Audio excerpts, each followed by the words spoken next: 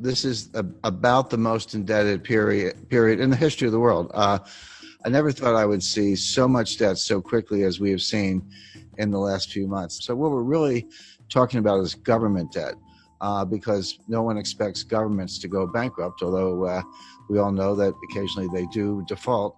We've seen many cases of that, but certainly not the United States or the UK or Spain or France. No one expects any of those countries to default anytime soon.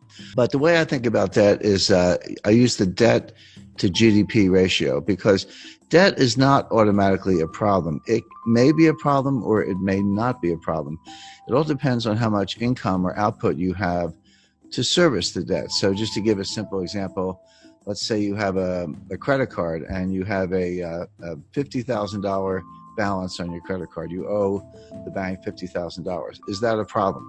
Well, if you make $20,000, it's a big problem. You're probably going to go bankrupt. But if you make $200,000, you could probably, write a check and pay it off. So the answer as to whether the debt is a problem or not can only be thought about in relation to your income. And so I use the debt to GDP ratio. I say, how much debt does a country have? How much debt is outstanding? And how big is their GDP? And when you use that ratio, if you're at, say, 30% or even 40%, that's a comfortable ratio. Yes, you have some debt, but you also have, say, a strong economy and your ability to service the debt by collecting taxes or other sources of revenue is very reasonable, and that debt level is sustainable. But when you get up to 60% happens to be the level under the Maastricht Treaty, where the members of the European Union are not supposed to have debt in excess of 60% of their GDP. Now, many of them do. I'm not saying this is a hard and fast rule, but that's where Angela Merkel gets a little bit upset when you're above 60%. And Spain and France and some other, Italy certainly are above that threshold. But there's another threshold that's important, which is 90%. And 90% comes out of the research of Ken Rogoff and Carmen Reinhart. And what they've shown in developing markets, developed markets throughout the 20th century, recently, in the distant past, no matter where they look, once a country gets above 90% debt to GDP, a couple things happen. Number one, debt is no longer productive. The idea of borrowing is I'll borrow $1. I'm going to do something with that money. Huh? Yeah, I'll borrow the $1, I'll spend the $1, but I'll get $1.20 of GDP because, I'll spend it on something, but then the recipient, he'll spend it, and then someone else will spend it. And by what's called velocity, or the turnover of money, you'll actually get more than you borrow. That's Keynesian economics, very simplified version of it. But what Rogoff and Reinhart have shown is once you get past 90%, that's no longer true. You borrow $1 and you spend $1, but you might only get 90 cents or 80 cents of GDP. In other words, you reach a point where you cannot borrow your way out of debt. You cannot borrow your way to get enough productivity to get out of debt. And then you're sort of in a doom loop or a death spiral. Well, I mentioned 30% is comfortable, 60% is a problem in Europe, 90% is this critical threshold. The United States today is at 106%. But we are very rapidly moving to 120%. When you take the additional $5 trillion of new deficit spending that the Congress has approved and put that on top, and bear in mind, the GDP has gone down, right? So your denominator is shrinking, your numerator is going up, which means the fraction is going up, and now the debt is well in excess of 100%. It's actually coming into 120%. So all of a sudden, the United States starts to look like Italy, or for that matter, Lebanon or Japan, which is the highest of all. Now, the modern monetary theorists, MMT, modern monetary theory, whom I completely disagree with. I know a lot of them. I know Stephanie Kelton. She's a big brain. She's one of the thought leaders. She has a new book coming out. They say, so what? They say it doesn't matter. That you can take your debt to GDP ratio to not only 100%, but 200%, or in theory, even 300%. It just doesn't matter for two reasons. Number one, you can always print the money to pay off the debt. By the way, everything I'm talking about does not apply if you're borrowing in a different currency. If you're Argentina and you print, pesos, but you're borrowing in dollars, that's a problem because you can't print dollars. But of course, the United States can print dollars. The ECB can print euros. Bank of Japan can print yen. And if that's the currency of your debt, just print up the money. What's the problem? And they have other solutions. If inflation starts to take off, just raise taxes. I'm not so sure about that. You borrow yourself into oblivion, you get inflation, and you think you can tax your way out of it. That doesn't sound like a very good way to go. But the bottom line is that all the countries, starting with the United States, but all the major developed countries, are now in these sky high and rising debt to GDP ratios. Now the question is, what's going to happen next? Interest rates are extremely low. The central banks have made them low. So the debt service is not that great. The debt is huge, but if you're only paying, a fraction of 1%, it's not as if you're incurring a lot of interest expense, which of course adds to the deficit. So that's the first thing.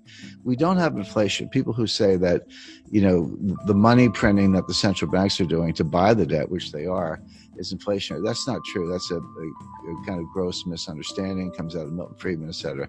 It's not true. What does cause inflation is velocity, which is the turnover of money. People lose confidence in money, and they spend it, and someone else gets it and they spend it. Everyone's spending it because they want to run into hard assets, land, gold, silver, fine art, real estate, et cetera, or just buy a car because they think the price is going up, or a refrigerator, whatever it is. If you get that kind of velocity, inflation can happen very quickly. And we saw this in the late 1970s. So the real warning is not that any of these countries are going to default on their debt. They're not going to default on their debt because they can print the money. The danger is inflation. Now, if you said, do I see inflation right now? Absolutely not. We're going to see deflation, which is a different kind of danger. Deflation causes debt defaults because Japan has been trapped into that for 30 years. Yeah, and Japan's been in a depression, in my view, since 1990. My view, the U.S. has been in a depression since 2007. We're in our second lost decade. Japan's entering their fourth lost decade. But it's as if all the countries in the world are getting more and more like Japan. I had a meeting with Sakakibara-san. He was very famous in the 1980s. He was known as Mr. Yen. He was an assistant finance minister in Japan, but he was called Mr. Yen. But very smart guy, very nice guy. And I confronted him on this. I said, Sakakibara-san, your debt keeps going up and your debt to GDP ratio is sky high and your GDP is kind of flat. And he said, yes, but you're missing one thing. He said, our population is going down, which is true. So on an overall basis, they're flat, but on a per capita basis, their GDP is actually outperforming. So I said, so the logic of that is someday there'll be one person left in Japan and she will own the entire country and be the richest person in the world. Well, it's very bad for Argentina, and here's why. If you, or Chile for that matter, if you borrow in dollars and then we have deflation, what does that mean? It means the value of cash is going up, but it also means the value of the debt is going up. So even if you have very low interest rates, which we do, when you borrow in dollars and the dollar is worth more, that's what deflation is. Your dollar is worth more. That means your debt is also worth more, meaning you owe more debt in real terms. The nominal debt's the same. So if you borrow 100 million, you owe 100 million. That doesn't change. But if you have deflation, so that the 100 million is actually more valuable. See, this hasn't happened since the 1930s. People don't understand. No one alive has really lived through a strong deflationary period. A lot of us have experience with inflation. We had it in the United States in the late 70s, and you're right, Argentina's had it on multiple occasions, and we can name other countries. People have a sense of what to do in inflation, but no one alive has experienced serious deflation since the 1930s.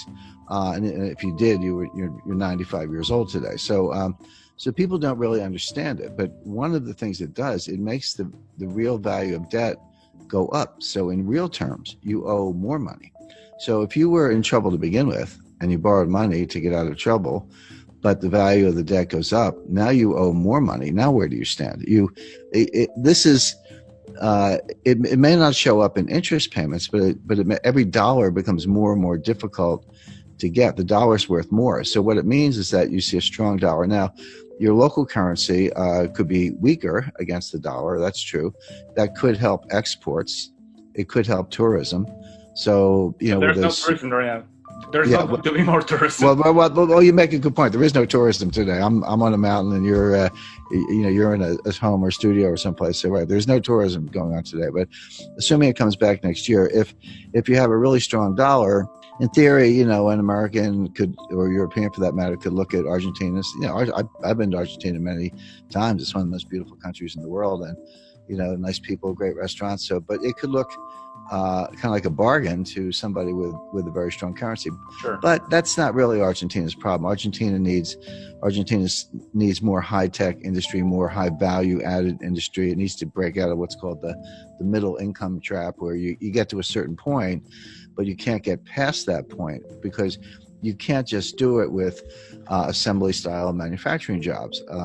You need high value added jobs. You need technology is what you need. And all the developed economies are facing the same issue. That applies to all Latin America, Chile, Mexico, Colombia. Correct, but it applies to most of Asia as well. This is China's problem. China's not going to continue the kind of growth we've seen over the last 20 years because they've used up that. When I studied development economics in the 1970s in graduate school, and we used to think that the hard part of development economics was getting from low income to middle income. And then we say, if you get to middle income, it's a straight path to high income.